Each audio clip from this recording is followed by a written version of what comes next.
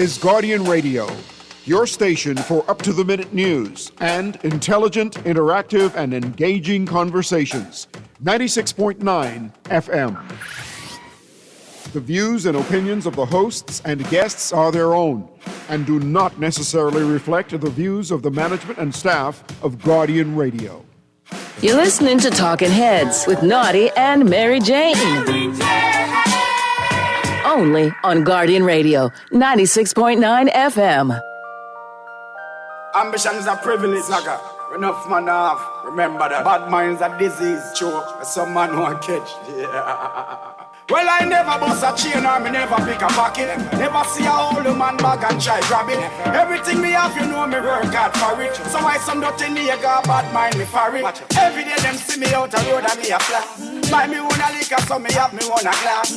Girl them sexy and me clothes them so sharp. So who no like me style, tell a boy fit your car. So Talking Heads with Naughty is brought to you by Burger King, City of Hope, Epic Battery, Fine Threads, John's Department Store, KFC, Muffler World, Naughty Johnny's, Prince Masters, Royal Caribbean Cruises Limited, Sandcastle Bahamas, and Tropical Gyros.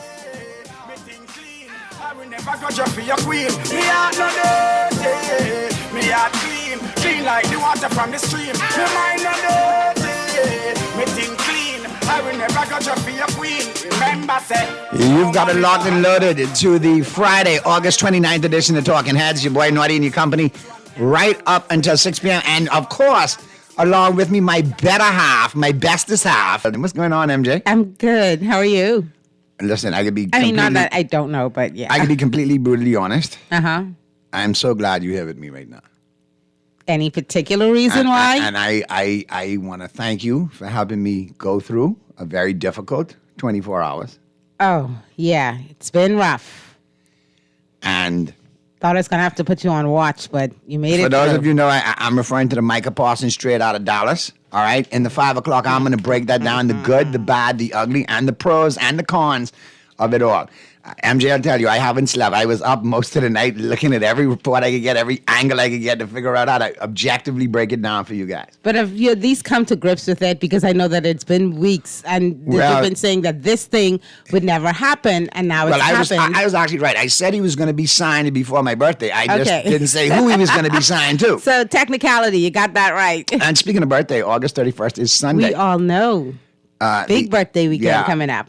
In my opinion, it is the third most important birthday on the calendar. It keeps dropping. It's Christmas, then yours, then mine. Oh, so sweet. There you go. Yours is a big deal for you every year.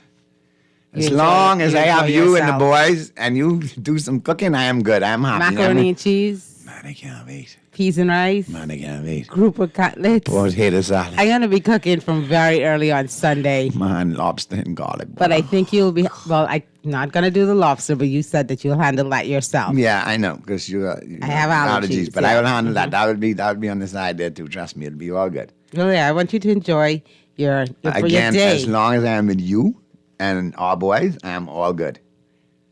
And get it in this weekend. Now, next weekend, I might not be so good because I might have to tote cut skin from Thursday all the way to next week. Back to the football craziness. Yeah, man. Text the coleslaw with no raisins, though. Yeah, absolutely no raisins. Get yourself. But yeah, I mean, so and potato salad since we go in there. So that was kind of a shocker yesterday. I didn't really see it Micah Parsons traded. But then when you look at it, you like I said, in the 5 o'clock hour, we'll break it all the way down.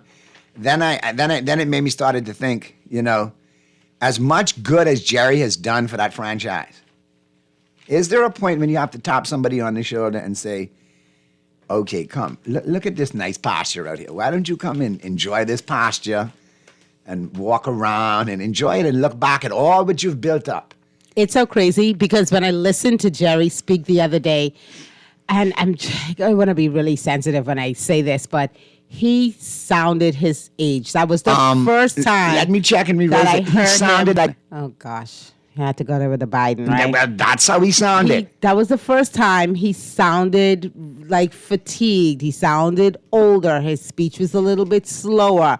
And I know that he owns And you the said Cowboys. you said that so nicely and diplomatically. Us Cowboy fans call that Jerry's BS has worn thin over 32 years. We need some different BS, Jerry. Yeah, I think it's time.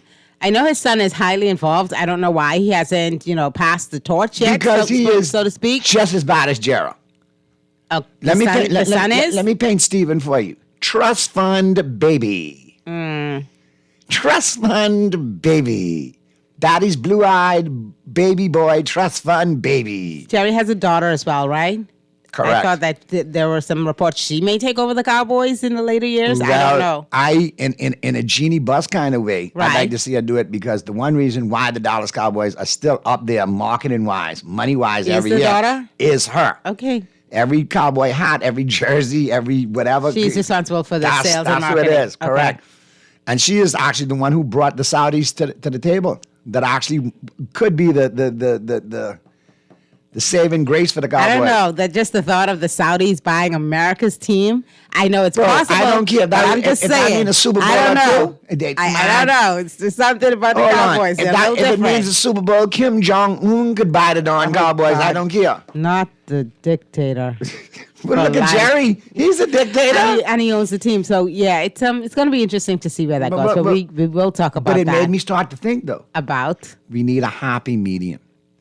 We don't really need... We need youth, for the dynamism. and we need senior veterans. We're talking politics now. aren't Correct, but we need a Okay. happy medium, meaning we need a little bit younger leaders. You need some experience, but you need some and no disrespect energy. to the Yeah. septuagenarians and the potential octogenarians that want to go into the next election. Because we all want to get there. At some point, like LeBron, you got to look to hang it up because the league is catching you up and passing you by And it and should exposing you. should be a good succession plan in place. So it should be, rely on the mentorship and the experience and the expertise of seniors who've been there before, senior leadership, and rely on the youthful exuberance and vision of young visionaries. And we find a happy medium there. We're in a better place. Yeah, no, I can't disagree with that. Especially, like I said, I'm just hearing Jerry speak the other day. He did not he sound like he's lost his Now, step. listen, He has. you know that I've been able to spin it in my time. I could parlay with the best of them. Jerry was one of the best parlayers of all time. Jerry's BS was impeccable. Jerry's BS is bad now. Yeah, it's over. Only one set of BS worse than Jerry Jones' BS, and that's the BS that has come out of the OPM. Outside of that, it's Jerry is number one BS are going around. Oh. And I'm sure they'll write a complaint in I'm 5, 4, sure. 3, 2. Typing right now. And I don't care. Typing right now. My goodness. So I look at that and I say, okay, we have to find a blend because you look at an organization and you say, for all he's done, turned it from 700 million into a 12 billion organization, the most lucrative in all of sports. Phenomenal. We need to get a leadership in this country that's going to get the Bahamas back to being who we are, what we're famous for, why people want to come here, heads in beds, the beaches, the culture, the hospitality, the food, all of that. And we need a government that's going to put Bahamians back in the race so we can benefit from it. And in all honesty, with the way that AI is going these days, all of the tech advancements that we've seen in the last 2 trying to firmly feel like we're in a 21st century world. So we do need to make those updates and upgrades so that we're able to compete, like you say, in the global marketplace. You know what I mean? So yeah, some fresh ideas would be nice. Yeah, I mean, Fresh ideas would be welcomed. correct, and not regurgitated ideas. And speaking of regurgitation, I just want to mention something. We heard the administration of the day say the F&M used a regurgitated or plagiarized crime plan. Oh yeah? Oh, I didn't hear that. But wait a minute. Wasn't a certain dean at UB under PFP administration Well, you can't put that on. You placed can't put there, that on them. There are and he some questions. plagiarized? All right, better there were yet. some questions. What about the U.S. spy bill when they dropped it in there? That was a straight copycat Okay, yeah, version now of Uncle the Sam. spy bill that what we call the spy bill So, that we came up with. the all I'm surveillance saying bill. is in the best that comedy was word for 101. word, bar for bar, almost. So it happened. I just want to me. send this out to the PRP in comedy terms. If one hacketh, one should not accuse others of hacking. My thing is, because you're a hack. That means you plagiarize material, you regurgitate material. And to be honest, because we're talking about crime, I don't want to get into, the who plagiarized. I just want a plan that works. I get it, the intellectual side of the argument. They can have that.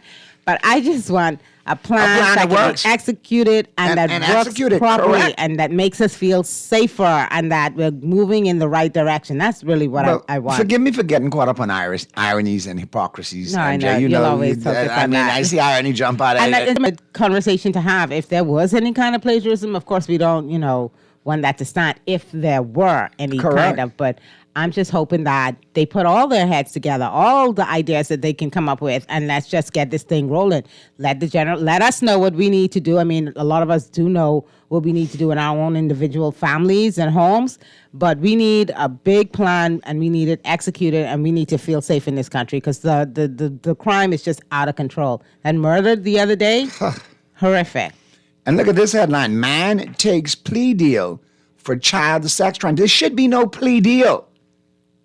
There needs to be sentencing guidelines and penalty reforms for offenders because there's no way you perform a sex crime against a child and you have the option of a plea deal. Well, there are sentencing guidelines. I think what's implied when we hear plea deal is that, the sentence isn't as harsh as it could be because, and this is the philosophy behind it, you've saved the court time and you've pleaded out, and so maybe you get a slight reduction.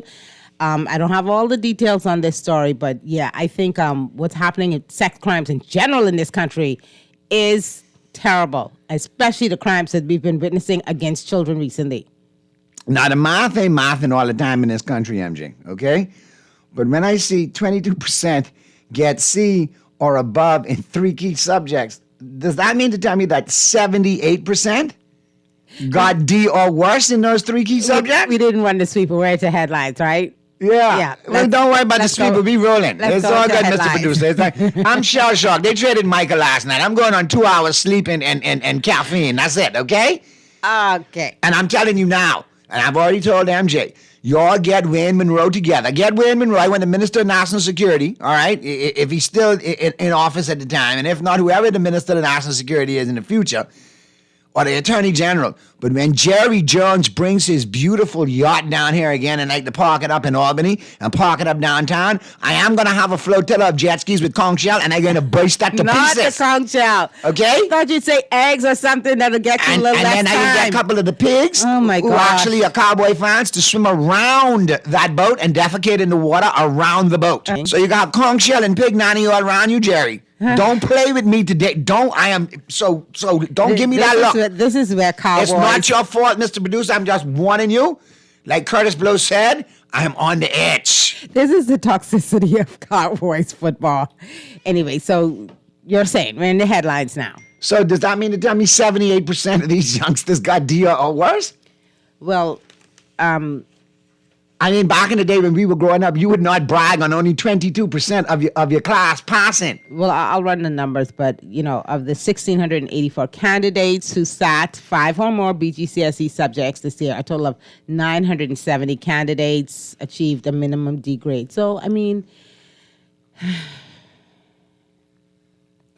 there's ways we can, get better for sure, and we need to get better. But let me just congratulate the 22% that did manage. to do a get good job. a C or above in 3 key subjects. So kudos to you, and let's keep striving to do a lot better. All right. I think that pretty much covers the headlines right there, right, MJ? I think we got that. I think we got everything. Phone lines are open. Oh wait! The biggest headline last night on the top of the yeah, Guardian. no one missed that. So F&M names more candidates. Well, first and foremost, the administration of the day shouldn't criticize any of the opposition parties, F&M or COI, because they're ratifying and they're putting candidates out for people to see. What is this current administration doing? Well, they're the only one with the timeline on the election, so they're Correct, taking but their you sweet hear time. you hear rumblings and rumors of certain MPs not running again, potentially being replaced. But like I said, PLPs want to know who they they're have the supposed to vote timeline, for. so I guess they find it in their best interest to delay making these announcements of their ratified candidates. But as for last night in the Free National Movement, we had Dennerly Penn Mackey ratified. We had Heather McDonald ratified, Trevania Clark Hall ratified, Michaela Barnett Ellis, Lincoln Deal, Safont Roll, and Travis Robinson. So congratulations to all of them. I saw some of the videos floating on social media. It looked like they had a good time last night. I mean, it looked like they had a little bit of crowd since people like to judge everything by crowd. How many people they had out there? And just to see in this one ratification exercise, to see 4 young Bahamian women, present and receive the nomination. Congratulations to them as well. And could we, in 2025, could I humbly ask that we do away with the rent-a-crowd now? Because the rent-a-crowd is easily identifiable, especially when you have people. But as a Trump special, you fake it till you make it. Yeah, but if you can't have people that are known not to be members of Freetown parading up and down, and you could look at them and say, "Wait, there got to be some drama at Freetown." That boy from Freetown, that boy right from Farrington Road. What are you doing in Freetown? He said he can't vote here. What's going on here? I don't think there's going to be drama at Freetown, but Lincoln Deal did get that nomination. So I'm just saying overall, can you spare us the rent-a-crowds? I'm just saying. At any event. Because when you see political minions, known political minions from different areas. I mean, I saw some. Maybe they were supporting their candidates. Sweetie, I can be honest with you. I know somebody all my life from around the corner in Farrington Road, and he is not a member of the Freetown constituency. He's never lived in Freetown, but you got on T-shirt and you got on sign carrying on by. You from Farrington Road? And I don't know. That like that. He might have moved. I don't know. Or maybe he made that quick 50. That's all. Maybe. Allegedly. Yeah, maybe. I'm just saying, if we're gonna improve, if we're gonna get to where we need to be, we need to change up some of these things, the way we do things. It's just getting too old and played out. And that I don't want to seem like I'm talking about leadership, but we do have some played out leadership. We need fresh. And I'm sure we'll see some new, willing to step up. All right. So I'm not going to knock them. Let's take a quick break. Flip side of the break, we'll be back. MJ and I will open up the lines. And listen. We're going back to school. So in order to deal with the headlines. Por favor. Monday's traffic is going to be crazy. But it seems like on Fridays, you all like me and MJ to go down memory lane. So while we talk about the headlines, we're going to go down memory lane. And we're going to talk about school uniforms, school snacks, lunch tins, where people don't even carry them all like that. Okay? How about Cracker Jack in the box? Yeah. How about some of the chips we had growing up that we don't see no more? And some of the snacks. Those correct. are my favorites. And of course, we got to determine which was the best school drink to take. Was it Borden's? School uniform. Was it Mott's? And we got to talk about school uniform too. We got to talk about all of that and more. Because we got to go from when the pants went baggy to all tied up to whatever they got going on now today. The last weekend. How are you going to feel, on Monday? When I will feel great between the hours of 8:30 and 3:30. And 3:30. I will feel what? Let me show you rather than tell you, my love. You're listening to Talking Heads on Guardian Radio 96.9 FM with Naughty and yours truly, Mary Jane. We're going to take a quick break right here. We'll be right back. Generation, play this at your dance all up on your radio station. To all the real people, this is a real time. Me are no dirty, me are clean like the water from the stream. Me mind no dirty, me think clean. I will never judge you for your queen. Me are no dirty, me are clean like the water from the stream. Me mind no dirty, me think clean. I will never judge you for make a cause the world is mine from them time until now. You know that one sandwich that's lived in your head rent-free? It's back! The crispy barbecue bacon sandwich craving is real, and it's making everything crunch. KFC's bringing all the flavor you love with barbecue sauce, crispy onions, cheddar, bacon, and a juicy extra-large filet, all on a buttery toasted brioche bun. It's messy, it's mouth-watering, it's made to crunch. KFC, it's finger-licking good. John Shoes and Accessories is your one-stop shop for all your footwear needs. You will find what you're looking for among the growing collection of classic and trendy styles with new arrivals every week. John's covers the whole family and has great prices, helpful and friendly customer service. Your experience shopping with us will be time well spent. Shop with us online at www.johnshoes.com. John's also now carries small home appliances. So come on into John's, located on Rosetta Street in Palmdale and Carmichael Road West. John's, we put fashion at your feet. Cancer Treatment Centers of America is now City of Hope, creating one of the leading cancer care and research networks from coast to coast, providing more of what you need. More locations means more care closer to home. More specialists means more expertise. More research means more breakthroughs. More advancements means more treatment options. And more options means more hope. CancerCenter.com. Are you searching for something new? Something exciting? Your dream job in paradise? Well, look no further. Royal Beach Club Paradise Island is hiring. Join a dynamic group of passionate hospitality professionals, craft unforgettable moments, and thrive in a vibrant, welcoming atmosphere.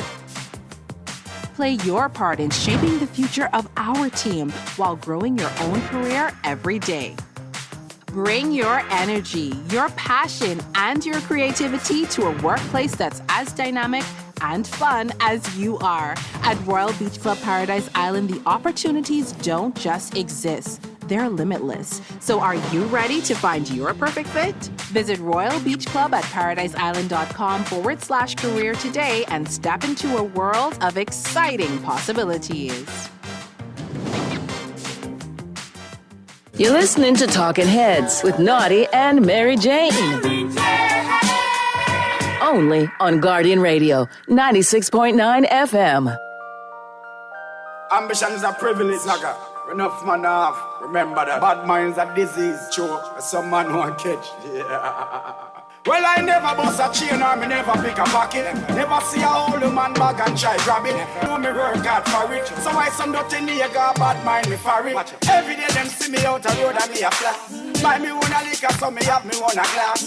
Girl them sexy and me clothes them so sharp. So who no like me style tell a boy fit your car. So them a watch everything and me a wear. Them no see the hard work and me do for me career. But them a wonder how me things them so weird. Them want kill me for the carry me a steer. But me heart no dirty. Me heart clean, clean like the water from the stream. Me mind no dirty, me think clean. I will never go just for your queen. Me heart no dirty, me heart clean, clean like the We're water back at you on the Friday, August 29th edition of Talking Heads. Now, listen, I got to ask this question, MJ. Where the heck did August go to? Out of all the months so far for the year, August has been the fastest. August was not checking for the calendar this year. August got here on the first and was like, okay, 31st here, let's get out of here. I can't even say that I'm mad because even though this is a wonderful summer, it was very hot.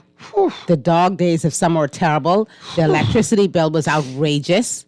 A lot of mercy. Thousands and thousands of dollars. Too much.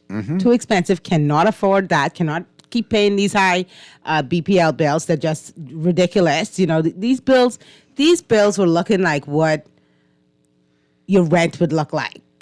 These bills were looking like what mortgage payments look like. That is just not sustainable for the vast majority of Bahamians. So something needs to be done. But thank God we're moving into cooler times. You know, fall is my favorite time of year. So I'm happy for that. I I like just it in like- fall. I like No, because that's when you break out your shoes and your boots and your tight jeans. Waiting for the little piece of cold to hit through. Boots come out. You know, I've always been a fan of as close as we could get to New York cold weather here as we can. Just to slightly, I ain't talking to the lengths of S170 talking in the hoodie. No, I ain't talking about to that length. You know how long those things are in like closets untouched? Boy. I don't blame them. I don't judge. Let's check the text lines. Hey, Naughty and MJ, how is this for new ideas in governance? Imagine a system where members of parliament must live in the constituencies they serve, where candidates and elected officials are subject to random forensic audits, extending to families and close associates to ensure transparency. Cabinet ministers, let the citizenry vote on party-nominated choices during elections. If the public hospital can't provide a service, government leaders must seek care locally, just like the people. Their children should attend public schools they oversee. Implement recall. If 70% of the voters believe an MP or minister has failed, they're removed. These measures put leaders in the same reality as citizens, accountable, accessible, and invested. True representation demands shared experience, not insulted privilege. That's how we build trust and move governance forward. Is that insulated privilege just to be? All right, let me double check. Okay, but all right. Hold on. Yeah, insulated privilege. I love what that texter is saying. And guess what? That used to be the standard back in the day, Correct. I remember having conversations with my mom talking about, back in the day when you would have the government ministers go to the hospitals, if it was Freeport there at the RAN. Well, the RAN is like the only choice hospital-wise in Freeport. And here, it would be at Princess Margaret. And I was just to say, okay, well, why is it such a big deal that they go to these hospitals? And then she talked about the standard. You couldn't be overseeing a whole system and you go into the private hospital. No. You couldn't be sending your kids to the most exclusive private schools while the public schools that you oversee falling into just total disrepair. There used to be that standard, and then slowly it was picked away at over the years. Now, a lot of politicians don't feel any kind of way about doing these things. But they have eyesore schools in their constituency and do nothing about it. But living in the reality, I think that's such an excellent point, that they do need to live in the reality of what your average citizen experiences. And the part about the constituency and being from that constituency. I like the recall portion of it too. I think that's important as well, I do. So thank you very much, whoever the texter is. I think that's great ideas. Now, we have to look at too is getting more ideas like that. That's addressing the issues that we need to face. And those are the issues that affect people. And that's why there is a disconnect between politicians and everyday Joe Blow and Susie Q, because they don't feel what we go through.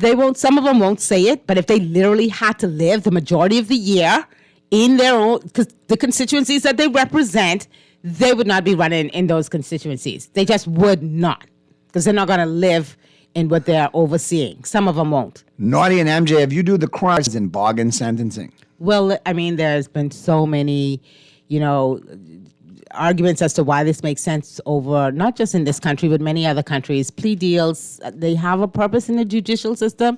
They move things forward, but there have been cases in other countries where you do have kind of an abuse of the plea deal system. You do have kind of an abuse of the bail system.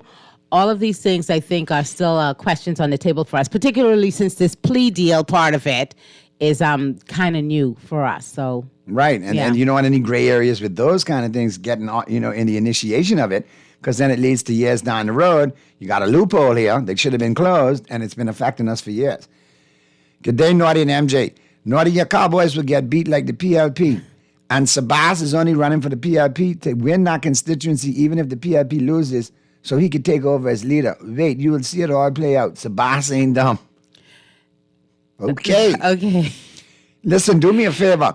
Since you got a crystal ball, tell me what the Cowboys record could be this year so I could brace myself, okay? Good afternoon, Naughty and MJ. Naughty, you're absolutely right. Every time you watch Beyond the Headlines, they're talking about the F&M not selecting their candidates, but not one time about the progressively lying people. Hold on a minute. Have you all turned, that's the new one for the PFP now, progressively lying people? Like I said, like the prime minister is the only one right now who knows when the next general election is going to be. So I'm going to assume that everything that's unfolding is unfolding to his liking and his schedule. So the other parties are at a disadvantage. There's a lot to be said about fixed election dates and why they may present a more fair system. When they debated it a couple of years ago in the UK, there were some really interesting points brought up, particularly on how if you don't have fixed election dates, you could have a system where it takes advantages even of a scandal. Let's say a major scandal breaks out tomorrow, right? Something in either the Free National Movement or the COI, and then they, just riding off that scandal alone, call a snap election. Now, we saw last year a lot of scandal involving the police department. There were registrations. That was not a good look for the governing party, because it seems like they don't have their control that we want them to have over what's happening in terms of crime and law enforcement in the country. No one was able to call a slap election on them and get them, probably put out if the sentiments were running high enough. So there is a question about how fair it is to not have fixed election dates and to have it come down. We know the absolute longest that they can go, but the not knowing if they could snap it, that it is, not the best in terms of a democracy. I like it the way the U.S. does it, the United States, where okay, well, November, such and such a year. Boom, that's it. Plot it, prepare for it. It's coming. This thing where we're waiting. Is it going to be January, February, March? I don't think that that's a system that particularly still works for the 21st century. But it's the system we have. Yeah, but I mean, what a system. That's the system. Yeah, I mean, the Westminster system where they get to go and tell the king. But a lot of people now are we upset wanna do that they wanted to XYZ. come on system a long time ago. I mean, are we ever going to look at that? It does have its benefits, particularly for smaller countries, but there are some parts of it that I think for sure could use some updating. All right, let's get to the phone lines. Talking heads. A good day, Naughty, and of course, LJ. What's going on, Brayman? Man, I called the police earlier, Central, about some people would hang out on my porch, and the guy slammed down the phone at me. He's just in around, man. All right, hold on, Brayman. You can't run hot now. I understand he slammed down the phone on you, but you can't go there either. I don't want anybody hanging my porch, and I called the law about it. But just don't bust no corn, Brayman. That's what scares me with you. You run hard and bust a corn, it could be a problem. I know you're frustrated. I think he's very frustrated. I know you've called the show a multitude of times. I know you're not getting satisfaction from whichever police station handles Mason Addition or in that area where you live. But obviously, if people are coming on your porch, taking advantage of a situation of a handicapped person, because Brayman is blind. So obviously, if he hears people on his porch, it's going to startle him. He wants them to get off. He tells them to leave. They don't leave. They hit him with obscenities and tell him shut up because obviously, what they're you can do. aware that he, right. Correct. Okay. Mm-hmm. So I think it's more important. I think respond to calls like that. They should respond to all calls. Absolutely. But obviously, if you're dealing with community policing, you need to take certain things into consideration and realize what is what, who is who, and why some of these things continue to happen. Particularly if you have someone in the community who is, visually impaired. Yeah, you should take those situations. And you shouldn't be slamming the phone down on callers because those callers that call the police station, you work for us. No, for sure. So do your job. Don't and just he's been slam talking down. about it for so long. That's the thing about it. That's just. And my impression. I'm sure frustrating for him. I'm under the impression that he's got no satisfaction. That he's written letters, he's agitated, he's gone in, and they've made him the problem. Rather than crazy. dealing with the problem. Yeah, pulling an Uno reverse, It's Brayman, we're very sorry that you're still experiencing this. Hopefully, you get some resolution soon. So whichever police department covers the Mason Addition area, you've got Well, headquarters is right there, for God's sake. We know. But whichever one is responsible. Brayman, I promise, if this continues, Talking Heads will formulate a letter on your behalf, and we will get it to the Commissioner of Police, and we'll follow it, and we'll track it, because obviously it's not just you. It's other Bahamians that are going through this as well. We have a crime situation, and if we could eliminate minor infractions that don't cause unrest in the communities that lead to bigger infractions, we need to start working on it. All hands on deck. And it really pains me to know that a disabled person, a handicapped person, is not getting the treatment and the protection that they deserve. You're absolutely right. They're already playing from a disadvantage. So I mean, I say that with no disrespect when I say that. Can someone from the Royal Bahamas Police Force, please, whoever patrols that area, I'm sure you're well aware of who Brayman is. And the biggest thing with handicapped or disabled persons in this country, Naughty, I just want to feel normal. I had one man tell me, he said, Naughty, I in a wheelchair. That ain't gonna change. What could change is I could pull up here, get up my car in a space provided for me, shop with some normalcy, go and do what I got to do. Just have a certain level of convenience that we all want. The word as well. he used was normalcy. Okay. It's normal. Yeah. I don't mind that. I've accepted that I'm in a wheelchair. What I can't accept is people abusing the spots that are put there for me, nobody doing anything about it, and I should be able to jump in and jump on and do what I need to do. Yeah. No, I totally get it. Let's go to the phone lines. Talking Heads. Naughty. Yes. I hope you're doing well. I heard the call from Brayman, and let me just tell you, that is an ongoing problem. We're experiencing the same thing in Fort Fincastle. This Mr. Thompson? Central Police Station does not support the people of Fort Fincastle. This Mr. Thompson? Yeah, that's me. This is a major problem. How are you? I am telling you, I had called them several times. The people of this community get no response from them. I'm going to go to the commissioner on this. Well, listen, now that... This is a serious matter. So you're in the Fort Fincastle area. Bremen's in the Fort Fincastle area. Yes. I mean, you have the headquarters right there. Right, in Masons, but that's close. It's not far. Oh, it is close. Yeah, he's just a short distance away from where I am. Correct. And you have a police barracks, a headquarters in the mouth of both of you. It's just like we don't even have police headquarters there. They never come into Fort Fincastle. The police at Central Police Station shows no interest, no concern for the residents of Fort Fincastle. I'm going to go to the commissioner myself on this. I am sick and tired of what is happening up here. She's going to have to straighten it out. Well, Mr. Thompson, keep us abreast of your dealings with the commissioner. And no, I'm going to the commissioner. And keep us abreast so we can document it and we can keep an air out and see if you guys get the relief you need in Fort Fincastle and Mason Addition. Yeah, because see, the thing is that we don't get any cooperation from them.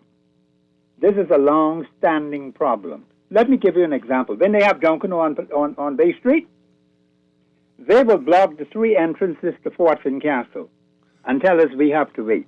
Correct, and they've been doing that for years. That has been going on for decades. What if there's an emergency in there and somebody's got to get out? People work here, people live here, and they are hassling the people of Fort Fincastle. Anytime they have any crappy anything on Shirley Street, Bay Street, and they block off the 3 entrances, and we can't get to our homes, we can't get to our businesses. Anytime they're having something out there. I think it's very unfair. No, it definitely is unfair. When I called them, the woman told me that's an easy fix. It ain't got fixed yet. No, I mean, it's easy to say. I'm going to go directly to the commissioner herself. Yeah, I think that's a great idea. idea. And put it on her lap, because I ain't talking to nobody else except her. Well, keep us posted, Mr. Thompson, so we can assist. I'll keep you posted, because I'm going to put it on my show, too. Excellent. I've spoken about this on my show. I'll let you know. I'll keep you posted. I'm going to keep the nation posted, because this is absolute nonsense and ridiculous. Here's a man who is a senior citizen in this community, having done his work, and now he is visually impaired, and people are taking advantage of him. Yeah. He called the police. They slammed the phone down in his ear. Yeah. They're always doing that foolishness to him. I did not know how serious it was until I saw what was happening to the people of Fort Fincastle. They want us to go down DeVoe Street to make reports, and that man is not able to do that. No. Why can't you call Central Police Station and they say, okay, I'll take the call, take the information, do something about it? But they sit on their backsides and do nothing. Then get upset when you call them to do their job. Yeah, and you'll be paying taxpayers' money. They work but for us. I ain't got nothing to say to them but their stupid self. I'll go directly to the commissioner. All right, I want Mr. to see no Thompson. assistant commissioner. I want to talk to no deputy commissioner. Chantal, what her name is? No. Yeah. Chantal knows, yeah. I will call her office directly and speak to her. All right, but you call and But I'll keep you informed keep as us to what posted. I get from her. And Yeah. if she acts stupid, I'll let the public know the same thing. All right. Well, I don't play with them. You keep us posted and have Thank a you, good Mr. weekend. Thompson. Have a great weekend. Take care now. It sounds frustrating. Look now. Now you see. I know that they need. Again, it proves, though, 2 spectrums, or 2 portions, 2 spectrum, on the spectrum of society, the young and the old, we continue to neglect.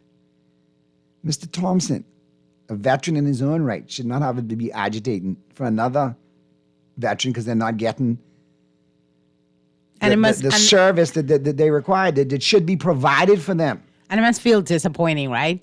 When, like he mentioned, like Mr. Thompson mentioned, you worked all your life in the country, you're a taxpayer, you're a law-abiding citizen, and then you call on the state for, resources that they're responsible for, and you don't get that kind of feedback that you don't get that kind of feedback that you actually, deserve. Not Texter that brought up recalls. I am with you, 100% Texter, because guess what? Nothing like turning loose some fired up senior citizens to recall their lousy MP. I'm still on the fence on a recall system. No, only boy. because I for a recall. If it's set up properly, I'm for a recall system. Yeah, I just See, one I thing, could see it hold on. working in Let one me tell you sense, why but it I works. do like a Bahamians, certain level of stability. We as a people don't like to get shame. You get recall, that's shame. You go work knowing full well, I ain't trying to get shame by a recall. You may do the bare minimum so you don't get recalled, but you could do something. I think with the proper parameters, it could work. You don't want a system that's completely open to political mischief. You know what I mean? But if that's something that the majority of us, we can make it happen and it makes sense, it's sensible, then yeah, I would not totally disagree with it. I like stability. Maybe we do something where we shorten these terms. Maybe that'll work a little bit better, where they don't get to lollygag for about 4.5 years and then show up in the last 6 months saying, hey, do vote for me because of XYZ, hand you a little T-shirt with whatever in it, and then, manage to get back in office. Yeah, I don't like that. So maybe shorter terms could work for Maybe some of that these. could work too. Because if you look at the Congress people in the United States, Shorter term. their terms are 2 years. Like, you got 2 years. Work it out. Do what you could do in that time, because in 2 years, you're back up on the chopping block. So maybe shorter terms could work for us. Maybe. Hi, Naughty and MJ. I totally agree. Our police force are not responsive generally to the public. That is the culture. It is sad to say. Although I must say that I've had instances where they've been extremely Correct. responsive, know? I can't beat them all with the same stick. I'm sure that there are some that do a much better job than Every others. station in every constituency should have the same protocol. Answering the calls, having cars readily available. Can't tell people ain't no car available, I can't come. Yeah, it shouldn't come down to constituency. You should get almost the same Domestic level violence, of treatment the throughout the domestic different calls are constituencies. Sorry. Go ahead. I didn't. No, I mean, you have to look at each area and have a standard. So if you're dealing with a domestic situation, this is how we respond. If we're dealing with a violent situation, this is how we respond. If we're dealing with a mental health situation and potential suicide, this is how we respond. There needs to be protocols in place and uniform that you respond. This is the training. This is how we respond. I know that we do need. And every case is important. If Brayman's got somebody on his porch making Agreed. noise, that should be looked at. Agree, every case is important. I do know that they are looking to bring in another 2,000 officers, right? Wasn't that the number bandied about just the other day? That to But me hold on, if you got suggests. certain officers complaining about not being paid now and reservists Well, allegedly that's not the being reserve. paid now, That's, why a are we whole- adding A 2,000 whole lot more? of kettle fish, but if we're Yes, we need the if we're manpower, but we short- have to be able to afford the manpower. if we are short by 2,000, or if we could use another 2,000 at this moment in time, it really makes me wonder if, we aren't spreading the officers that we have on duty now a bit too thin, And yeah, whatever's happening with the reserves is also something that needs to be, looked at closer. And that's why I always try to make it, you have the officers on the force that go out there every day, work their shift, work their beat, away from their families to protect us. So I always salute them. But And then it's a you- dangerous town. And like in everything, you also have, in any police department around the world, you also have some unsavory characters that pull away from it. But you have to acknowledge the ones that are doing their job just as much as the ones that aren't doing their job. And I think we focus on the ones who aren't doing their job or running afoul of the law, moreover than commending people who are working hard. And morale is an important thing when it comes to policing. Yeah, and they've been taking a lot of blows. I mean, it started from late last year, and we still have so many outstanding questions. That case that's up there in New York that still hasn't been resolved. Correct. It's so many outstanding questions. And, right now the general sentiment from the public is not a positive one for the police force, They have a lot of work to do in public relations. They have a lot of work to do in restoring confidence. And it's even little small things like this. Like, they may not think much of it, but if you're constantly calling them to say, hey, I need assistance, people are on my porch, I need some sort of assistance, and you get no response, that doesn't help. That doesn't help the perception of the work that they're doing. And like you said, some of them are doing some really good work. I know personally, I've had situations where officers have been very responsive in our particular neighborhood, but it needs to be like that in every neighborhood. I agree. And I think we have to have a standardized policing, protocol, uniform. I mean, across the board. This is how we do it. This is how we deal with this. This is how we deal with this. It's things like this shouldn't drag on for months. That's for sure. Equipment needs to be there. Evidence needs to be there. The right protocol needs to take place. Prisons need to be handled in the proper protocols. I have no doubt that they, are trying to get everything that they need and they're working through it. And we do have a new commissioner. I still consider this kind of very early in her tenure as police commissioner. So we want to give a little bit of, a little bit of leeway there. But in the meantime, life goes on for the rest of us. And things are stressful out there. Like I said, these bills ain't paying themselves. People under pressure, groceries, bills, and now we got school fees and this. It's like a lot of frustration. Free government arm to do what they're supposed to do to the best of their ability, because at the end of the day, we are taxpayers and we do expect a certain level of service. For the taxes we pay and for as many taxes they like to hit us with. So expensive to live in this country. Man. Even as a Bahamian, especially as a Bahamian. As we think about going back to school, though. Yeah. This ties back into and we could talk about this over into the 5 o'clock when we talk sports as well, too. But these kids back to school, like, I look at it now, and these kids talking about they want $10 and things for lunch. I know, right? Because the food being brought and the food delivered and Uber this and I like to send food and it's always cold and it's like, come on. But you all don't understand. Taking a lunch from home, if you do it correctly, that's one of the best parts of the school year. You got your lunch how you like it. You got your sandwich, you got your piece of fruit, you got your chips, you got your drink. You know what I mean? And when you had your little hot party money and your Vitamalt money, and $5 could carry you for a couple of days. That's true. Now, $5 is big. I need $20 for lunch because they're bringing in chicken fettuccine. I know, right? With shrimp and fresh Parmesan. No. You ever heard of peanut butter and jelly cheese sandwich? A cheese sandwich? Or cheese and tomato sandwich? A bologna sandwich? How about that? Slam bam?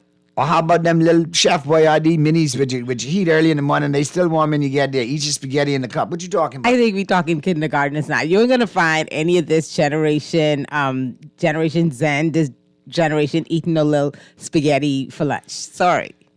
But that was still some of the best snacks. And you could have traded your snacks with your Those days are gone. I'm sure they still trade in food, but those days are gone. It's just way expensive now. These kids wouldn't know what a board drink is, but they don't know the goodness of a board drink. No. Fruit punch, orange, grape, chocolate drink, orange drink. You're going to reminisce about your school lunchbox now, right? Well, I ain't lie. Anybody know where they still sell Bordens? Anybody know where they still sell Bordens? I've seen it in the food store. I need to find. When you say Borden, you mean in the mini carton ones? Those ones? I'll take a big Bordens in a carton too, cold. With whatever it come in, fruit punch, orange, chocolate drink, whatever. I had a Borden in here. They have the Borden. I've seen the chocolate drink in the food store, so you could still get that. And like snacks, today y'all got it good, man. Y'all got it good. Y'all take snack like Cracker Jack to school, man. That Cracker Jack can stay fresh in the bag. We used to have to take it in the box. That's and true. Don't let it get hard, because then you have to go in the store to check and bang all the boxes to make sure if they was loose or stuck together. That is true. I remember that. And we had better prices in the Cracker Jacks than we do today now. Real stuff. Tell you, man. Times are changing. It's great. This is a moment in time to be alive, though, because you see the world as it used to be, and you see the world as it is, and you see, it is clear what the future is going to look like. Good evening, Naughty and MJ. I think the police process, it leaves much to be desired. The recruitment process should be minimum an associate degree. That sounds like another, Naughty and MJ, I am also looking for them Borden's half pint chocolate milk. If you find them, let me know. And if you find them, let us know. I think I saw it at a food store the other day. Check it out. All right, that's the first hour in the books. We're going to take a quick break. Flip side of the break, we'll get into the news. And then in the 5 o'clock hour, we'll be talking sports. And all you cowboy haters, bring it. We're going to talk the Micah Parsons trade.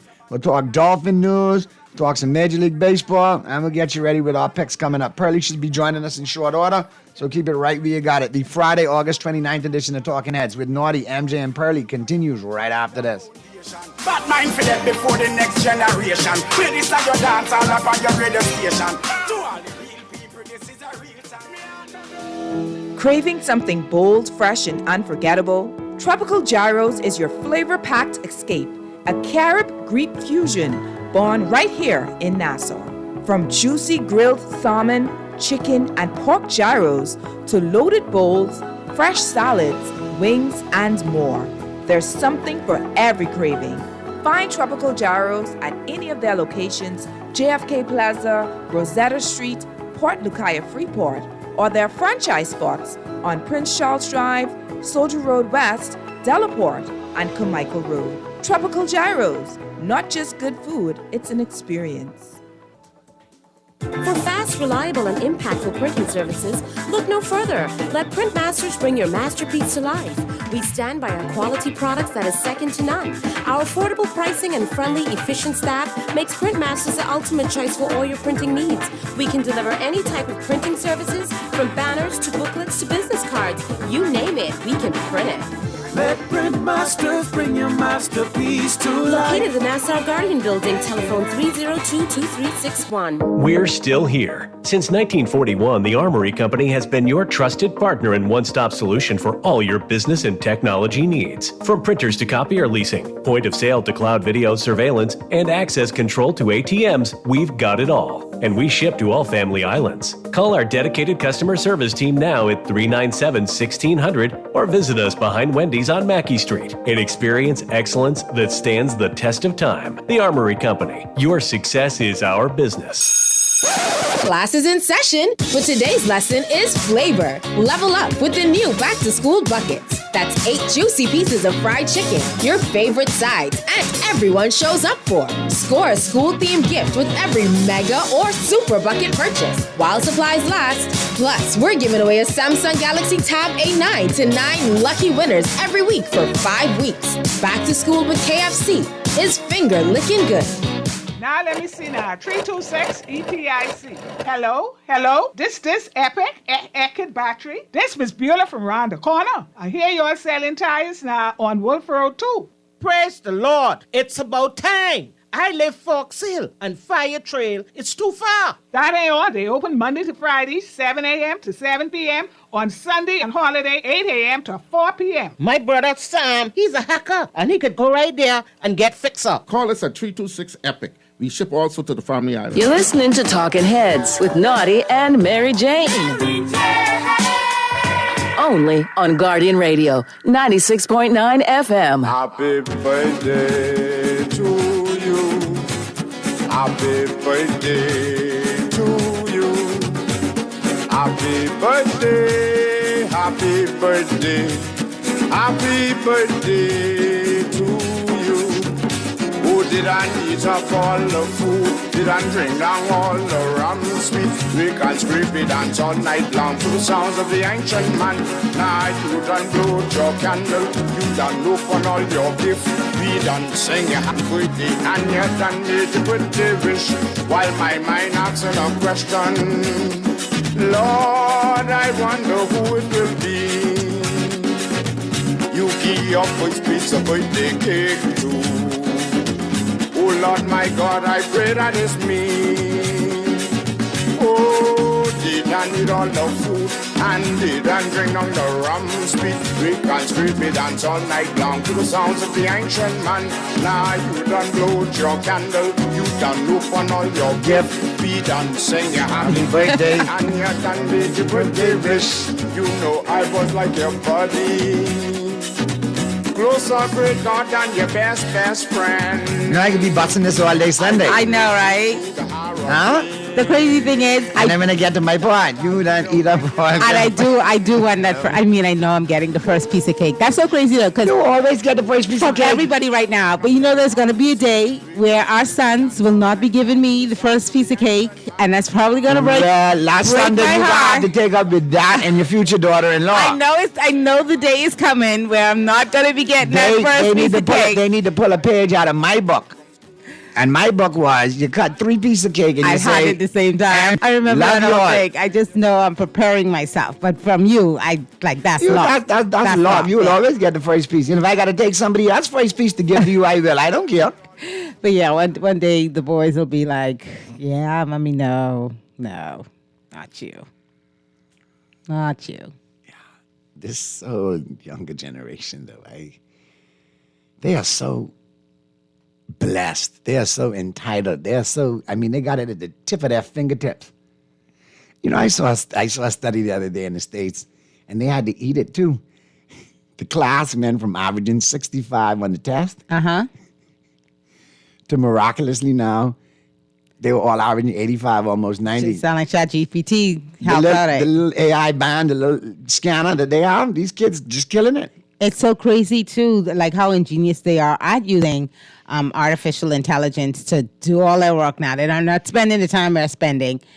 And I think that we have to just come to grips with the fact that things are going to be, eventually, AI is going to be like a calculator. You know, you could do it the old-fashioned way, or you could save time. But I still like the fact that you can do your research and see if it was AI or not, or chat or not, because you know, speaking of plagiarism earlier, you know, I was plenty plagiarizing plagiarism. Because AI is actually plagiarizing, but we can't lose the ability to like critically think. No, the New York Times sued OpenAI. You know, they had to come to a settlement initially. They were just pulling all of their stories. They have but they were feeding the AI to get all of this information. So yeah, it's a whole lot of plagiarizing happening out there because of AI. But it does offer a convenience, and it does, you know, shave some time off. We just have to be able to use it responsibly and I think ethically. You know. All right, we got to get into this. Pearly's in? Go. Perfect I know where we're going. What's going on, Pearly? You got to tell me. You're the one in heartache. No, I ain't in heartache. I was just waiting for you to get into this. Oh, and before I get into this, I got to set this up like this. I am purely basing my analysis right now because that's what we do. We analyze sports. We talk sports. So I'm going to give an objective breakdown on the Micah Parsons trade. Okay? Now, I got to hear. Now, here we go. It's going to be good. First and foremost, Pearly, I told you he'd be signed by my birthday. I never said with who, but he is signed. So I was right. Really? You going to go there? Yeah, your memory, that sound right to you, to your memory, Pearly? We lose an all-pro Pro Bowl linebacker. You darn Skippy. I'm taking it any which way I can get it. That's my story, and I'm sticking to it. I'm pretty sure you said the Cowboys, but go ahead. But you know, we know better. But you're not helping right now, my love. I'm sorry. You're not helping. You know, one thing you don't do is mess up a good story with the facts. Exactly. Okay, no problem. All right. Second of all, in no way, shape, or form, what I'm about to get into, am I defending Jerry Jones in any way, shape, or form? I got it here. Hold on. Let me get comfortable. I got my tea, coffee. Got my coffee. But because I pride myself with being one of the best in the business, and they've told me I'm one of the best in the business, and I got the hardware to back it up. No comment. The truth hurts. I got hardware. You don't. You're still good at what you do, though. You know, Janet Jackson. You know. Anyway, go ahead.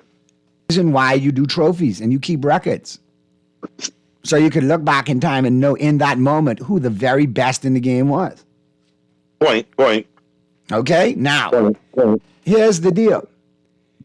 Going in, let me reiterate this again. No way, shape, or form am I condoning Jerry Jones' actions. From Emmitt Smith time, back in 92 into 93 season, had the man with no contract, let it stall till we were 2 weeks into the season, 0-2. Even though we came back to win the Super Bowl, only team to ever start 0-2 and win the Super Bowl, 93 Dallas Cowboys.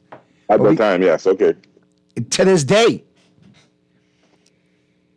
Emmitt Smith held out. I wish you would just stop beating around the bush and get right to how you defending Jerry, you know. I'm not yet getting Jerry. Just take your time. I didn't tell you this was going to be quick, fast, and hurry. This could be a well-detailed explanation. I'm about the Stephen A. Smith yard. Now, oh, my God. Here's the deal.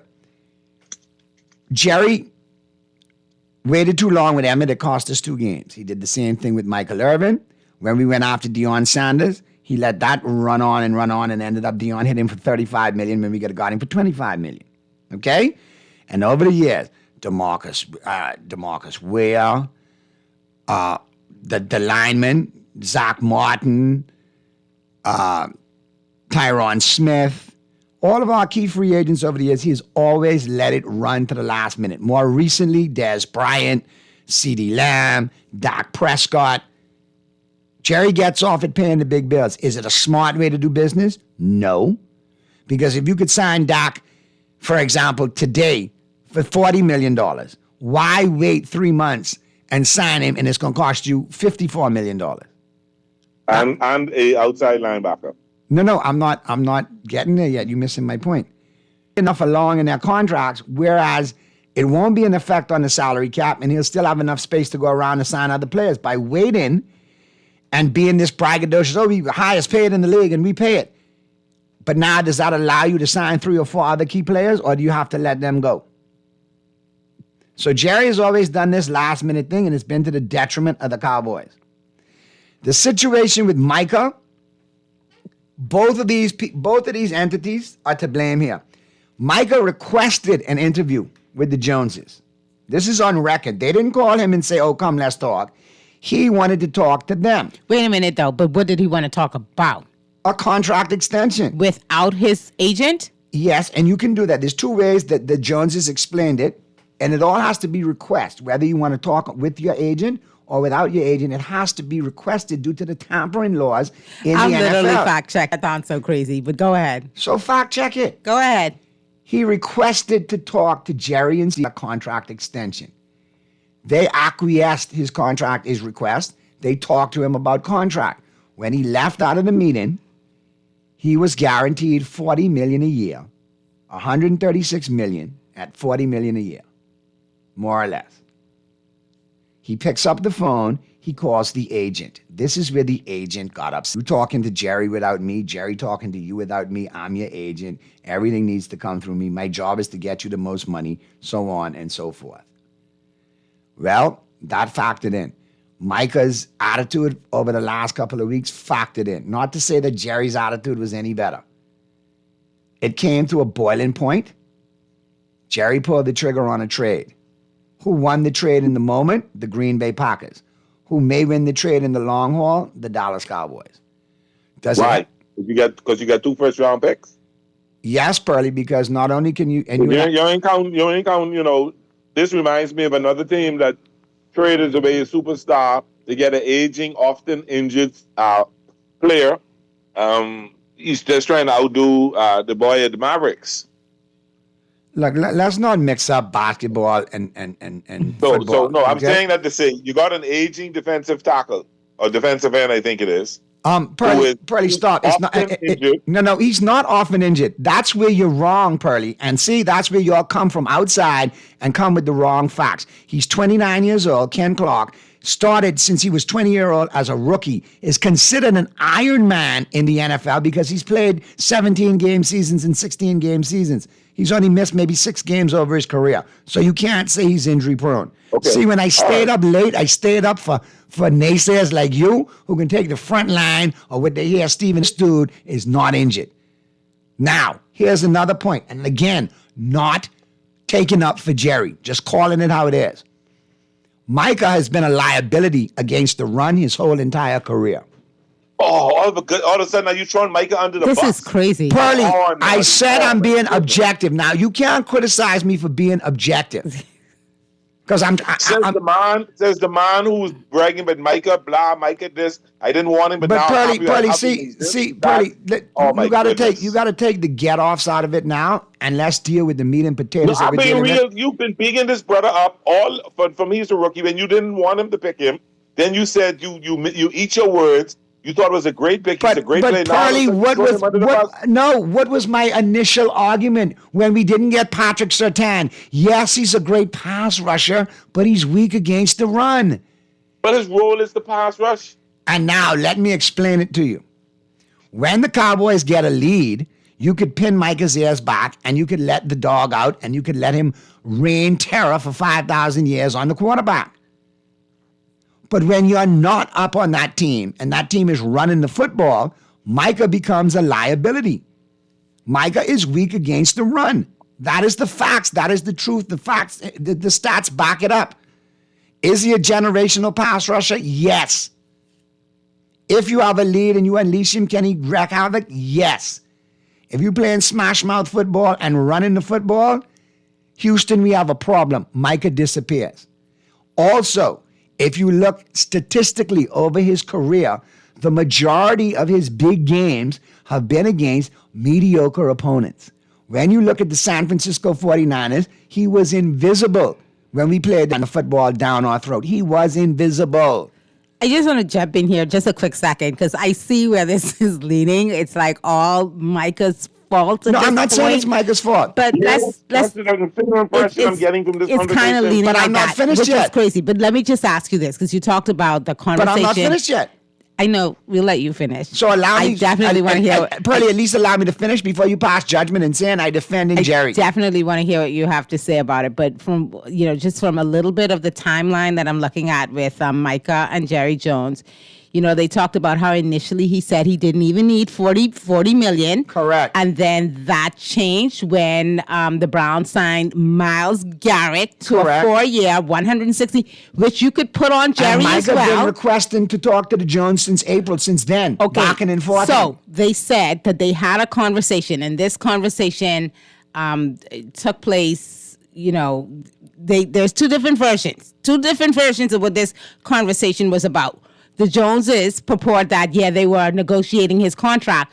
But Micah has said and has gone on the record and said, no, the conversation was about leadership and that he made it clear to the Joneses that he was not going to discuss a contract without his agent. And I got to tell you, when you're talking that kind of money, how is it that they expect to have him, I don't want to say cornered in a room, but the man has an agent. How did it get to the point where Jerry walked out of that room thinking, okay, I just made a deal with Micah in the absence of his agent, and this is what I'm going to do with the Cowboys without Jerry's lawyers going over it? Let's be realistic and let's be real now, because I think that was totally inappropriate. You could have said we had a discussion. These are the numbers that were brought up. But then he stuck to it. He made it a hard line. He kept saying, oh, no, we agreed to this. How are you agreeing to anything without the man's agent? Can someone agree to something with the Cowboys without his lawyers going over it with a fine-tooth comb? Jerry's very wrong in this situation. I'm not saying That's why I'm Jerry's very right. surprised to see you leaning against Micah now when before I'm it not was... finished. Okay, go ahead. I'm not finished.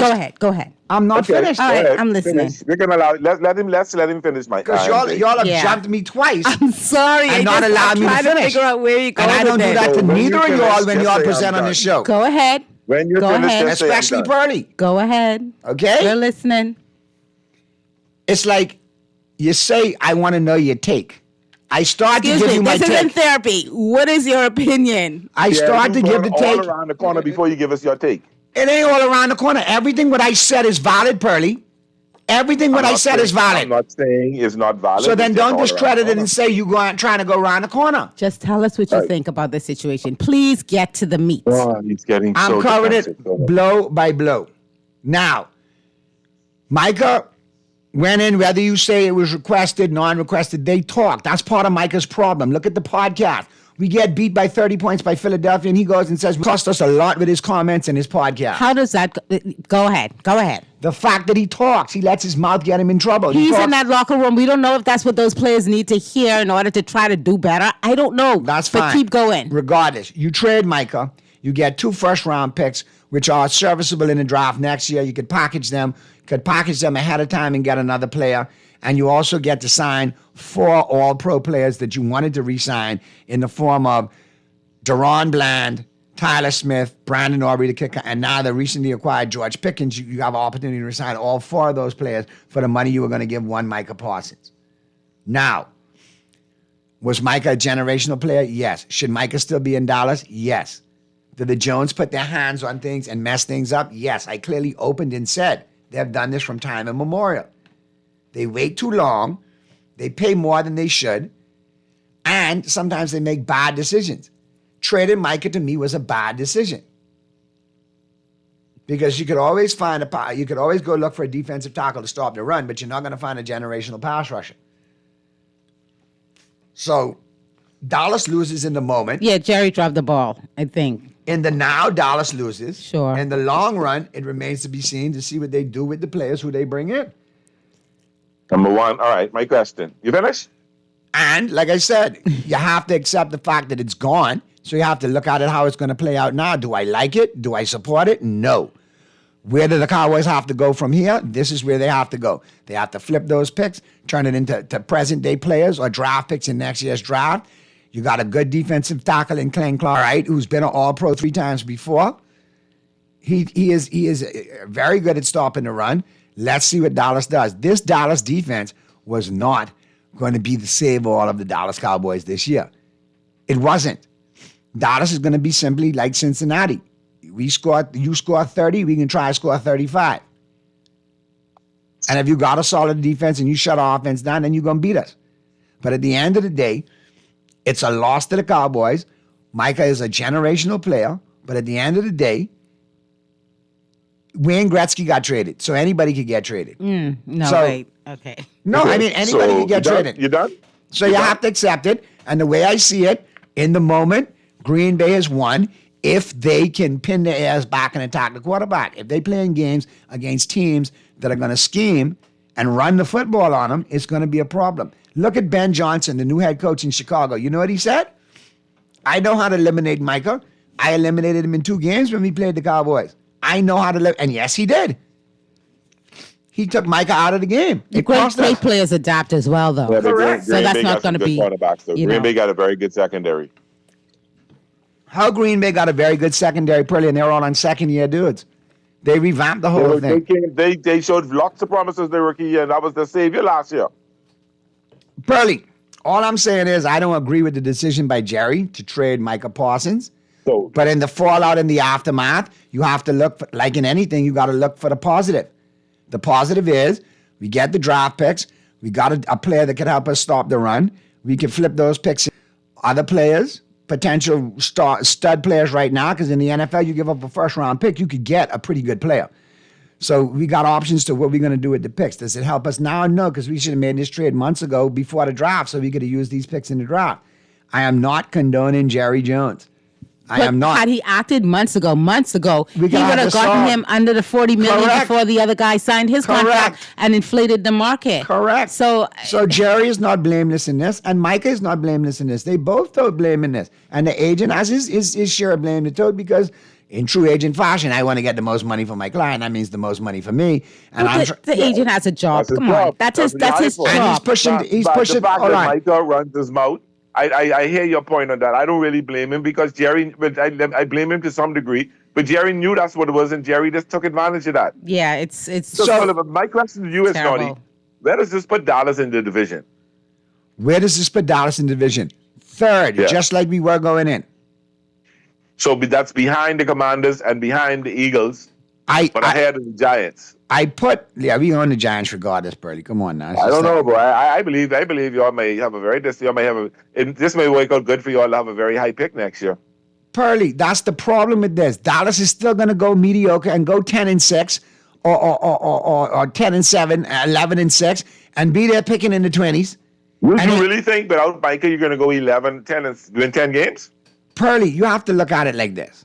All right? And now I'm just talking on numbers. Yes or no, you know. I'm not Yeah, but yes or no. deflecting. I'm going on the numbers. Micah obviously makes the defense better, but I said earlier the defense isn't the bread and butter of this Cowboy team. It's the offense. And we knew coming in this year, the offense was going to have to put up points to protect the defense. I thought That's in just how it's football, gonna though, have it's to like be. defense wins championship. Let me ask you this. Who's the Is he a heart and soul? Is he a generational player? Yeah, who's the heart and Yes. soul of your defense? Like, did they? Because he does have a big mouth. He talks a lot. He has a podcast. He He's was- very he was the outspoken. heart and soul. So Now they just who? ripped the heart right Right. out. Who's your heart and soul? Because with the absence of him, who fills that gap for the Dallas Cowboys? Who fills the gap for the Dallas Cowboys right now on defense? The hole left by Micah's The whole absence. left by Micah. That's a huge void to fill. Okay. I don't think anybody right now off that team, depending on the makeup of them, I would say a quiet leader to fill the void would be Osi Odigizua, the defensive tackle. Okay. He too. I don't want to say soft, but when I say soft, I don't mean soft and play. In terms of his demeanor, that's not him. But that's him. why he's a big fan in the locker room. And again, that's why I hate when other teams' fans, like Dolphin fans and 49er fans, comment on your team like they know your team, and they don't. The thing about No, Osi is he not a quiet cat person? Yes or no? he is described by coaches as Is he not a quiet cat person? Yes or no? That is why he's described by his coaches as a quiet leader, a gentle giant that keeps the locker room intact because of his demeanor. And a sociology degree from University of California at Los Angeles, UCLA. He's not a dumb boy. He's not a dumb kid. He wants to get into politics when he's finished in sports and community work, so he knows how to deal with people on a quiet, building level. Is he boisterous and vocal like Micah? No. But he's not going to go on ESPN after we get beat by 32 and say, we're the better team. Why is that offending you so much? You think that was to the detriment of the I team? don't see nothing wrong with saying where if you know you can be better than you were. Now, Pearly, stop it. Because last year during the season when he had those things, you made noise about it. You said you got to tote your cut skin and be quiet. What you running on in the locker room for? No. I never said it, but Micah, I like Micah. I like his style. The only thing Boy, I wish I could say bullshit on this radio today, boy, Pearly, because I'd call bullshit on you right now. We don't know what's happening in that. I will give him the benefit of the doubt that we don't know what's happening in that locker room. Maybe he thought that saying the opposite would have dejected them too much. If you want to know who the real leader of the Dallas Cowboys is, it's not on the defensive side of the football. It's on the offensive side of the football. And his name is Cedarian Lamb. C.D. Lamb. Young. A lot of people, offense and defense, have gravitated to CD because CD's entire message this whole time was keep it in the locker room. Don't let it go public. Jerry and Micah, you need to work this out. Micah needs his money, and we need to focus on what we need to do. We really have to look at how many he's speaking teams from experience because he went through the same darn thing last year with Jerry Jones and signed a week before the season started. We really have to look at how many teams, and maybe this is something we can look at, how many teams have been successful where you do have the wide receiver as the big mouth guy, as the leader on the team, as opposed to having someone strong on the defense, a la Ray Lewis back in the day with the Ravens, or a quarterback, which Dak should be doing that. So I don't know how many times having the running back, the wide receiver as the guy. As we go to the break, the last time I remember, last time I remember, the heart and soul of the Dallas Cowboys was a wide receiver. His name was Michael Irvin. No. And they won 3 Troy, Super Bowls. we just watched a documentary, and I think there's no debate. Yes, Michael was loud and doing the things was the heart and soul of that kid. Troy was the leader, and we went over this. We watched that documentary, and you saw everything that happened, especially in those Switzer years. Troy was the leader. Excuse me. And I totally get Michael was one of the ones out there. No, this is where you might be a little mistaken. I missed it. Yeah, because Jimmy Johnson said one of the key things to do was to keep Michael Irvin, because Michael Irvin had been drafted to the Dallas Cowboys. They got to cut Michael coming off a knee injury, and Jimmy said no. He was important. Michael played for me at UM, and Michael recognizes dogs. Michael will come to me and say, we need to keep these players. They know how to play their dogs. These need to go. Michael was the heart and soul of that team. Ask Everett McGriver. Sure. Ask Everett McGriver in the locker room with the haircut. Who the leader of that team was. We're talking leadership. Troy in the book, Emmett in the book will go on record and say Michael was the heart and soul of this team. And this is C.D. Lamb now. That's what you're saying. So that quiet as he is, quiet guy on defense. And I'm saying, you're saying C.D. Lamb. I'm saying the last time we had a wide receiver that wore number 88 voiced his opinion, his name was Michael Irvin, and we won 3 Super Bowls in 4 years. And he also had a running back and a very serviceable quarterback. Well, we have a serviceable quarterback, and we got to look for that dog at running back. Okay. But it's not out of the realm of possibility. There have been some great wide receivers. So, back to my question. You're saying 10 wins, Pearly. yes or no? What? 10 wins, yes or no? You're saying at least 10 wins. I will say between 9 and 11 wins, Pearly. Okay. All right. Because make the playoffs or do not make the playoffs. I gotta watch him play the first week of the season to make that determination. And I will ask this question to you again in a couple of weeks. I'm asking you based on what happened over the last couple of days. Well, I'm saying to you, if I was basing my judgment on them for the playoffs prior to Micah being traded, and I said I gotta watch them the first month of the season to see where they're going, I gotta double down on it now. Without Micah, I really gotta watch them and see where they're going for the first month of the season. Scary times in Dallas. And sometimes there's an old saying. Sometimes addition by subtraction is a good thing for everybody concerned. One thing, but when it comes to your, and I this is not a put down or nothing, so don't get it wrong. But I admire how you find a silver lining in every Dallas move. Hope springs eternal. But I looked at it and nothing. Hold on. It's admirable. You don't have to comment. No, you don't have to say nothing. It's admirable. Leave it. Just take it. Nothing what I said here is a lie. Go look at the stats, Micah against the run. Did I say you lie? I said you know how to find the silver lining. Silver lining is not a lie. You know how to find the good in every move. You're optimistic. You're super, and that's good. That's a real Cowboy fan. You can't beat that. That's true. For the silver and blue, you do find that silver lining playbook every time. Every time. I don't think it's a silver lining playbook. I think it's being objective. I'm admitting that we have deficiencies. No. It ain't nothing but being objective. It's being wrong with that. You don't have to defend that. You this, don't have to no, even this, say that. but I can be honest with you. This is where I get a little insulted. Don't play me off as no silver and blue fan when I put in the due diligence and I made good points. And I made points about. I'm not disputing any of your points at all, nor are you missing the point. And what you do is you do your homework and you find what the silver lining in it is, what the good out of it is. There's nothing wrong with that. That's not insulting.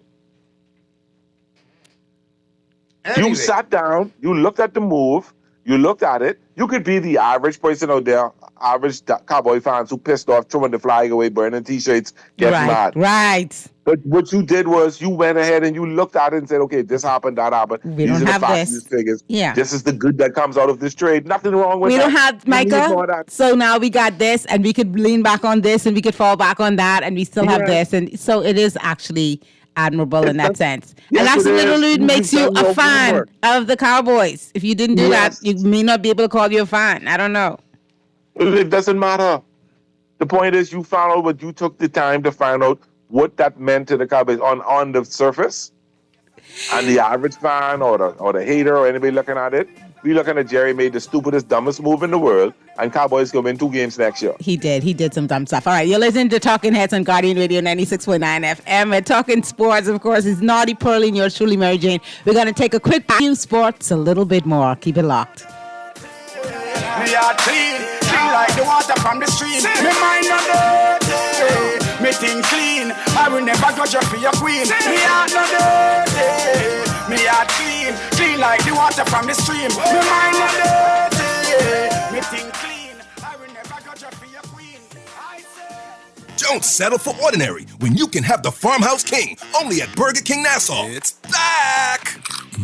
Sink your teeth into 100% flame grilled beef, stacked with crisp bacon, melty American cheese, crispy onions, a fried egg, and the bold sauce that adds the perfect kick for a flavor sensation fit for a king. Grab the Farmhouse King as a combo with fries and a drink, or go all in with the Farmhouse King's Feast. It's bigger, it's better, and it's only at Burger King Nassau.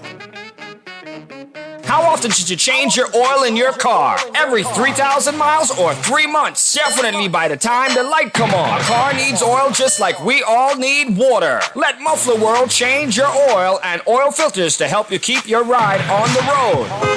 Regular oil changes will save your car's engine. Stop by Muffler World on Mackey Street or Robinson Road to have your car's oil changed in no time flat. Muffler World on Mackey Street is open on Saturdays 8 to noon. Cancer Treatment Centers of America is now City of Hope, creating one of their works from coast to coast, providing more of what you need. More locations means more care closer to home. More specialists means more expertise. More research means more breakthroughs. More advancements means more treatment options. And more options means more hope. Learn more at cancercenter.com. John Shoes and Accessories is your one-stop shop for all your footwear needs. You will find what you're looking for among the growing collection of classic and trendy styles with new arrivals every week. John's covers the whole family and has great prices, helpful and friendly customer service. Your experience shopping with us will be time well spent. Shop with us online at www.johnshoes.com. John's also now carries small home appliances, so come on into John's, located on Rosetta Street in Palmdale and Carmichael Road West. John's, we put fashion at your feet. Looking for tech solutions without the hassle? Since 1941, the Armory Company has been the Bahamas' trusted tech partner. From access control and cloud video surveillance to smart home setups and laptop repairs, we handle it all. Need a repair? We've got you covered, no matter where you bought it. Can't find what you need? Call us at 397-1600 for a custom solution. Visit us behind Wendy's on Mackey Street with delivery to all Family Islands. The Armory Company, where your tech problems meet their match. You're listening to Talking Heads with Naughty and Mary Jane. Only on Guardian Radio 96.9 FM. Ambition is a privilege, nigga. Enough man off. Remember that bad minds are disease, choke. Some man won't catch. Yeah. Well, I never bust a chain or me never pick a pocket. We're back at you on the Friday, August 29th edition of Talking Heads. Your boy Naughty and your company right up until 6 p.m. along with Mary Jane and Pearly talking sports. Let me get to this text right here. Naughty, what you said about Micah being generational talent as a pass rusher, but he can't stop the run for his life. Saw it with the 49ers and against the Eagles. You're absolutely correct. Don't let Pearly run you hot. Oh, my goodness. All right. You listening to this, Pearly? I appreciate it, Tex. It's all good. No, Lord have mercy. All right. Naughty, Pearly got you on now. When the Packers secondary was 6th in the league last year, does that mean they're going to be 6th in the league this year? Or did it have to do with the defense from last year? That remains to be seen. But they were the 6th overall secondary last year. Okay, fine. I thought I saw something like that, but I wasn't, Yeah, like I said. They had a very good, and with him there now putting out pass rush pressure, that's going to make the secondary even much better. Correct, because that's what led to Deron Bland leading the league in interceptions and having 5 interception returns for touchdowns. And that's what led to Trayvon Diggs the year before getting 13 interceptions. But in those years when we were getting all them 13 interceptions and 5 return touchdowns, 5 pick sixes and setting the record and stopping people passing the ball, guess what they was doing? They was running the ball down our damn throat too and beating us. So now you get somebody to stop running the ball. You bring Clark in, so he's now the person to help you. And I think so now what happens to your pass rush? And I will tell you a name that came up in the draft that I was ecstatic about, and he was like, "Yeah, I saw him. I think he's got potential too." From Boston, definitely a first round talent. And scouts went on record and said he fell because of the foolishness they were doing with picking quarterbacks and other people out of place early, so on and so forth. His name is Donovan Ezuraku. All-time leading sacker for Boston College and for the ACC, and got 4.3 speed, great off the edge, got some ready-to-go day one pro moves, and he's only going to get better. We also have Dante Fowler, the KG veteran, who's bounced around between Dallas and Washington the last 2 years, but had double-digit sacks in both those seasons. We have Sam Williams returning from Ole Miss, who was injured last year. Sam Williams coming back? He was supposed to be the next set of talent, along with Micah Part B, but he got injured. So you have him there. You got Marshawn Nealand as well. And we signed Sam Houston as well, that's actually been playing lights out. He was in the USFL. Second chance at the NFL kind of guy, and he's pinning his ears back and he's getting to the quarterback. So I think we're going to have a pass rush by committee, and it's going to get the job done. But as long as we're stopping the run, that's where it starts. Now, if we're stopping the run and they got to pass and we provide no pass rush, then it remains to be seen what our secondary will look like, because we're dealing with injuries and we're dealing with the unit, in disarray right now because of the injuries. But if the unit is solid, then we'll see how it goes. One good thing for the Dallas defense, they got Matt Eberflus there. He did an excellent job with the Colts defense. He's definitely a defensive coordinator. He put some pieces on this defense over the next couple of years. The defense will be solid. It's not going to be solid this year. The offense has got to carry the Cowboys. Are Cowboys fans frustrated with taking a step forward and then always seemingly taking 2 steps back? Listen, from Jerry Jones did that foolishness with Jimmy Johnson back in the day and rolled Jimmy out. We would have been the Patriots before the Patriots. So yes, we've been dealing with that from then until now. So how do you expect for Dallas to carry the offense, to carry the team, when you don't have an effective running game? Pearly, CeeDee Lamb, George Pickens, Kevontae Turpin, and Ferguson. Those are your key offensive players right there. They're going to catch the football. They're going to move the change. Do not sleep on Javonte Williams. Could have been labeled the bust in Denver. I just played nickel defense straight through, and I get 5-6 defensive backs back there. They stop the pass. Pearly, let's be honest. You're going to have to double CeeDee Lamb out the break. If you don't double CeeDee Lamb, you're going to have George killing. If you double CeeDee, George Pickens going to kill you. If you roll coverage on the two of them, the slot receiver and the tight end going to kill you. We got a running back, Jaden Blue, that actually catches the ball really, really well out of the backfield. Going to encompass him into the offense like that. What you're basically saying is Dallas will go as far as Dak Prescott arms carry him. Basically, yeah. And that's a scary thought because we know where Dak goes. But at the end of the day,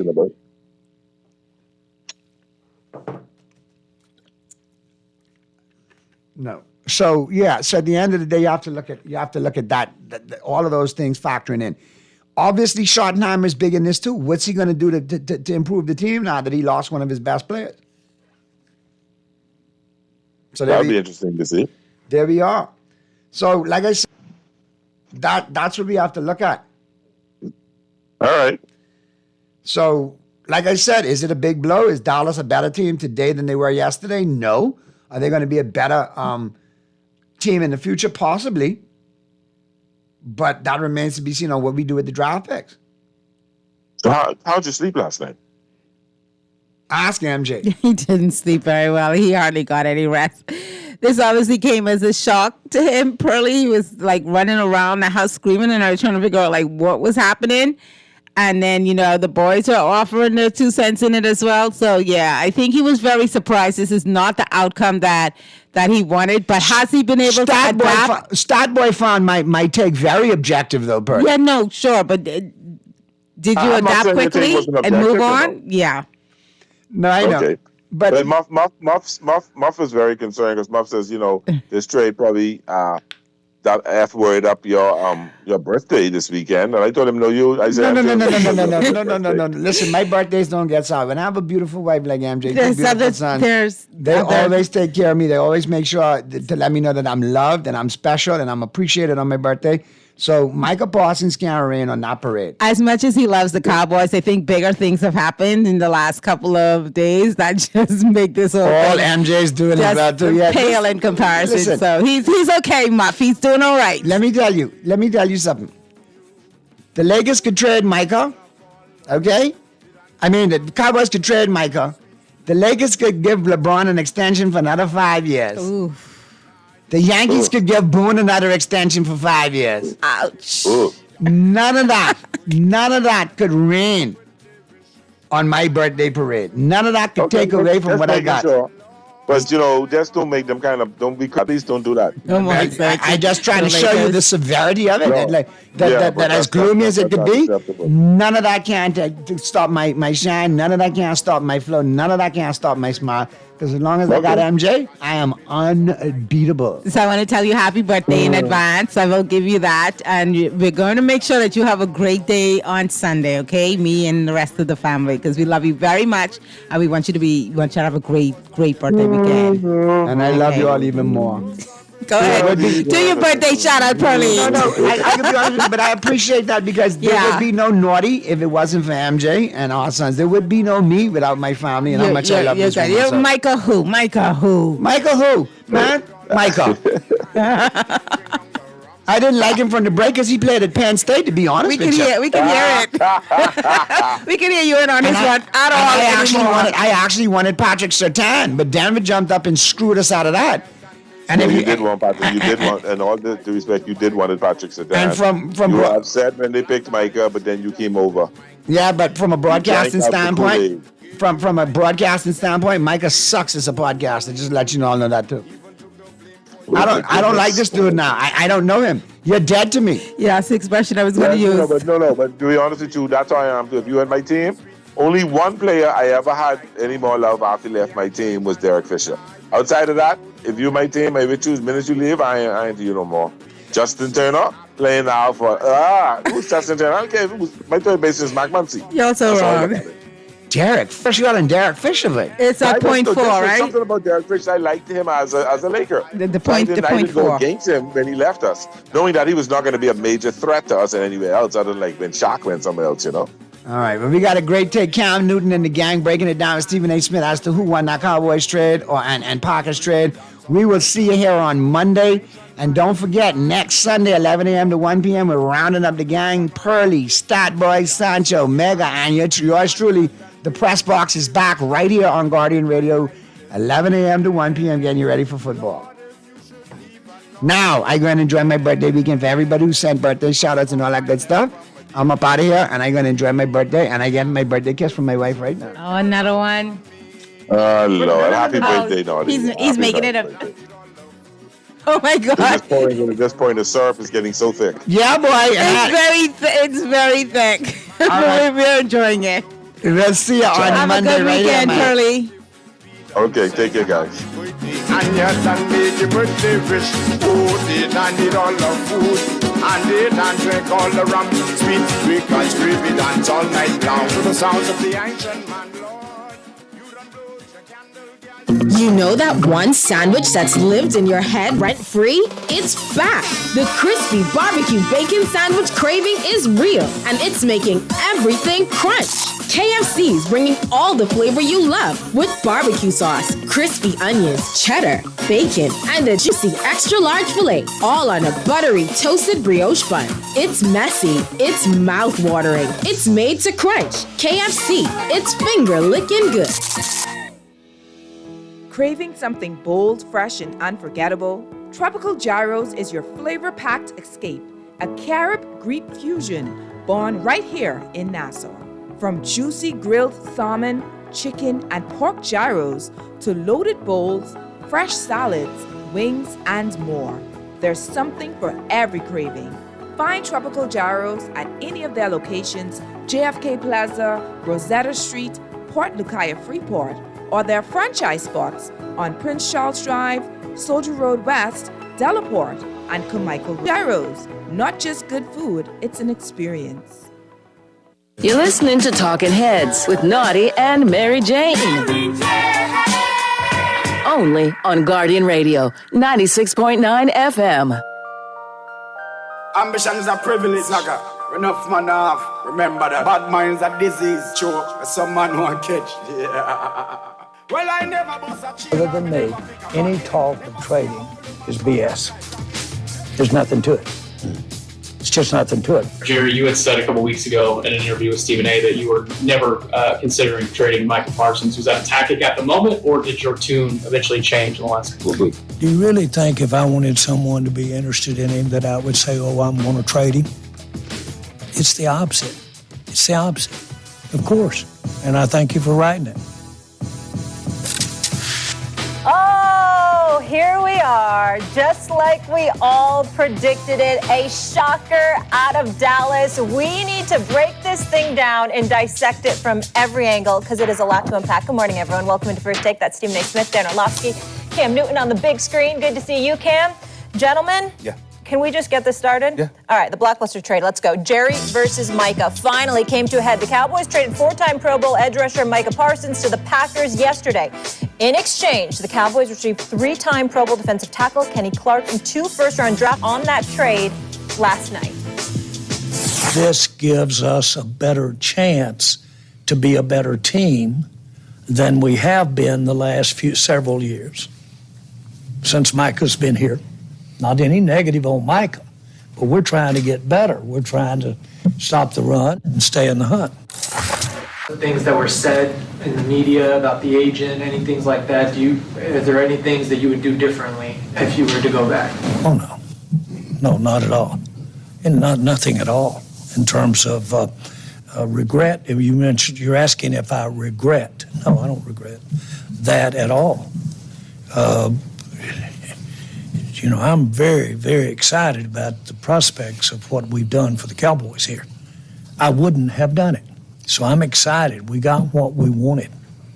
Make no mistake about it. We all know we could have signed Micah, but we decided to go with the trade.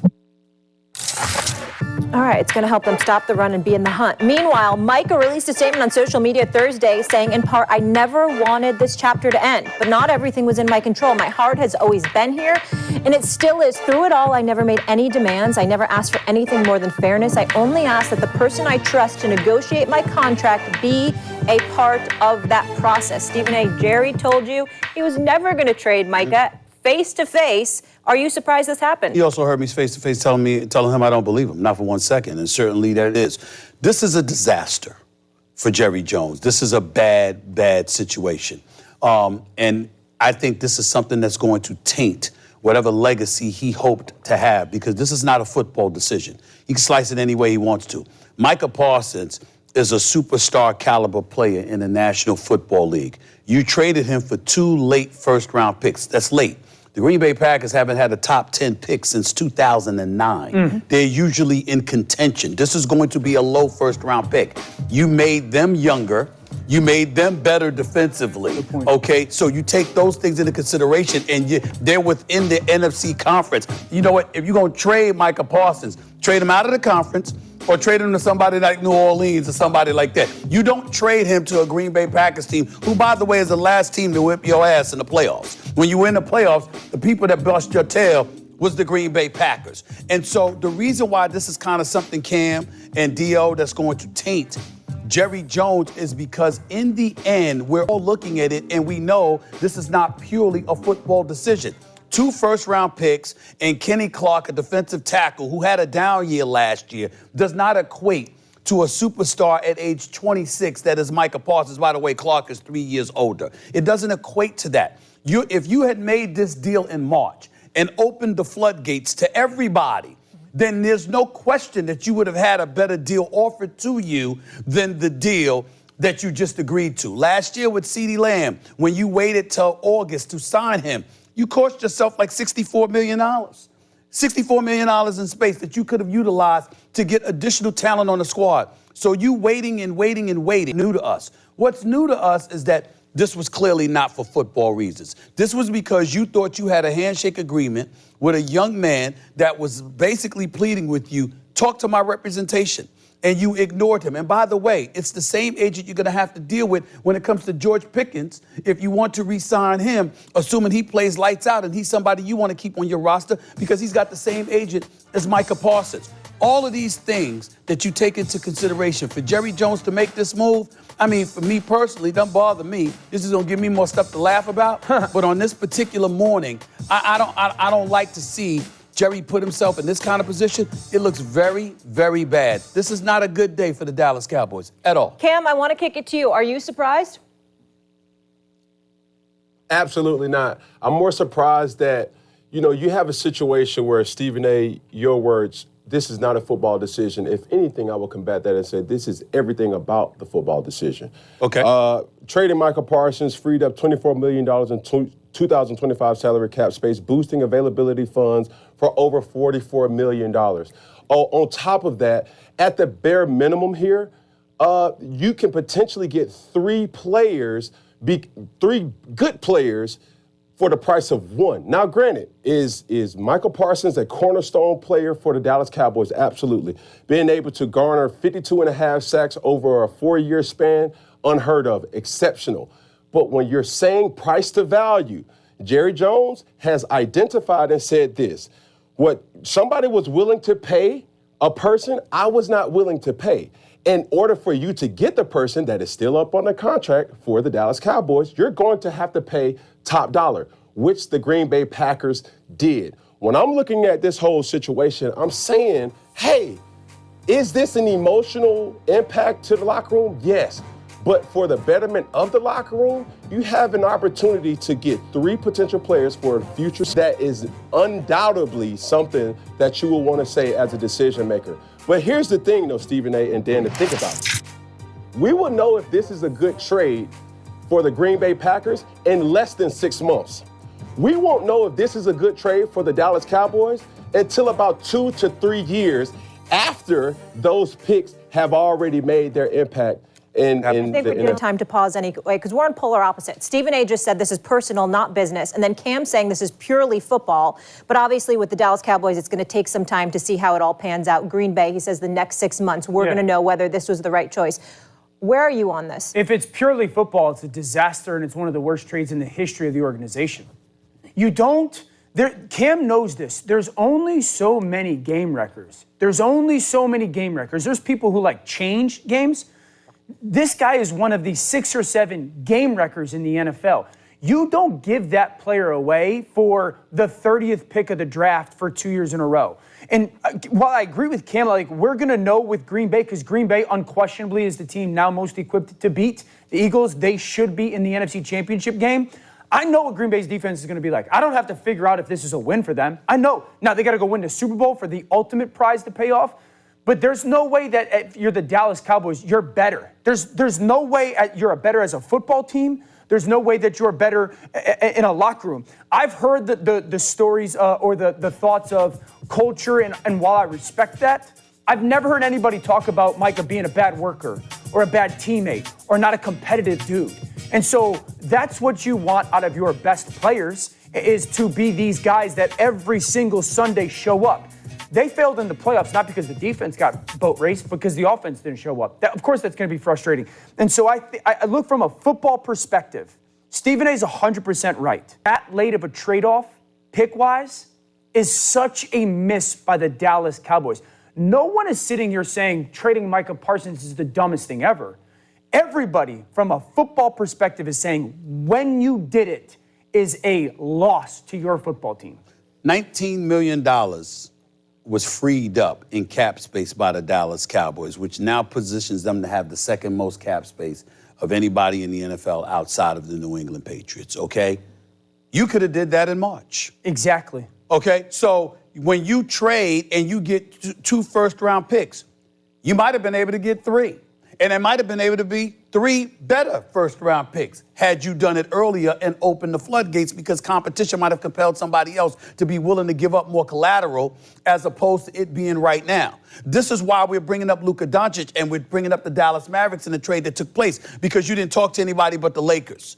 And it was the last minute. And you didn't put it out on an open market where you could make sure you get an abundance of assets in return for that superstar caliber player who's only about 25 years of age. Similar principle here with Micah Parsons. It's not that he's gone. It's what you got for him in return, but most importantly, it's